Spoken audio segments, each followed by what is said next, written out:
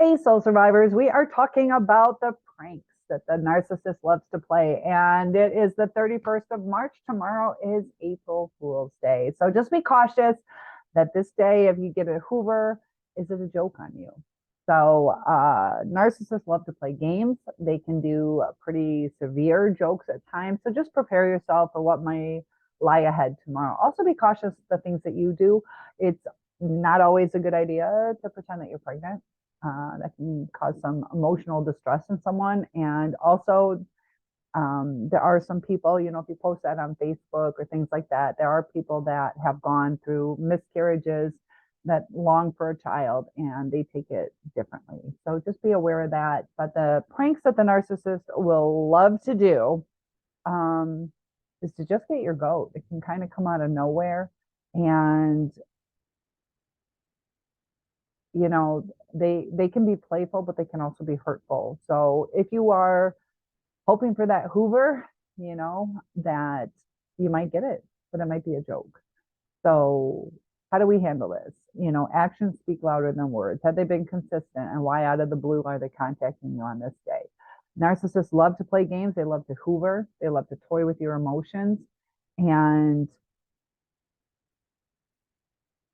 when the narcissist does things, it's a form of control. It's a form of power. And it's a form of keeping you off balance. So when you're in a relationship with them, they love to manipulate. They love to control the situation. If they don't want you going out, they can hide your keys. They can sabotage things, and they love to go through your personal belongings and break boundaries all the time. So it's just something to be aware of that may happen tomorrow. And also, it does happen throughout the year. So their intentions sometimes are harmful, not always. And that's where it gets tricky with a narcissist. Sometimes they feel in a crazy way that they're trying not to hurt you. So if you're like crying over the breakup and wondering if it's an actual breakup, because they like to just ghost. So you don't know if you're together or apart, if they took a break, if they're hurt, and you're reaching out to them, crying to them. And it can go on for a long time. And during that time, it's going to mess with your mind. But sometimes they'll justify it as, I didn't want to hurt you. I didn't want to tell you it was over. But the thing is they leave you in a state of limbo. That's what the ghosting does. They don't burn their bridges so they can always come back. And it can be quite devastating. So you're living in this altered reality, trying to figure out what the truth is. They say they don't want to hurt you. And in a sense, it kind of makes sense. Of course, you don't want to hurt somebody and tell them that it's over. But the thing is if they really didn't want to hurt you, they would listen to what you're saying.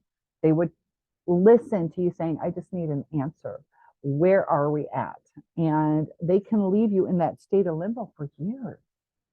And if they really cared, they would realize that a breakup is much better than living in limbo. At least you know where you stand.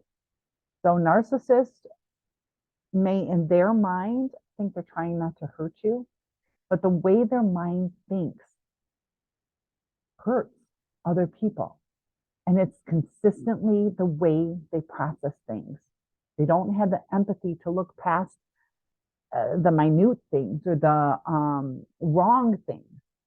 And just be cautious when you deal with narcissists because they will always take the easier way out. It is easier to say, I just didn't want to hurt your heart by breaking up with you, which makes sense, but they still broke up with you because they still left.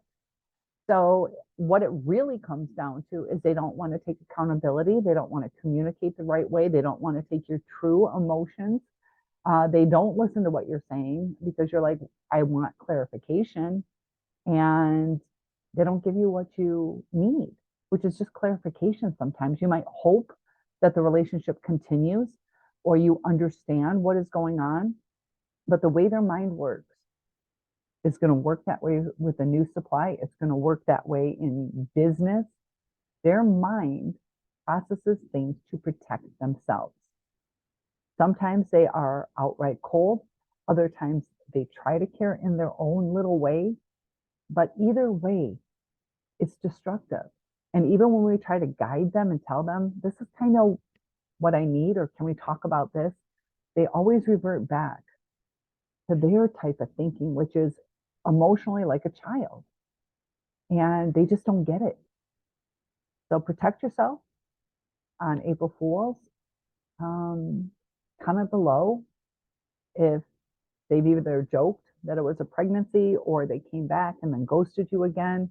We have to start looking at patterns. We have to start realizing who the narcissist really is. Look at the patterns on the way that they treated other people. That's how they're going to treat you, whether it's now or in the future. They just have a skewed way of thinking, and it's quite destructive. And you shouldn't be somebody's joke. So there are silly little April Fool's jokes that people can play on each other, but be cautious of the ones that the narcissist plays. And this is not an April Fool's joke. I'll see you soon. Stay safe out there.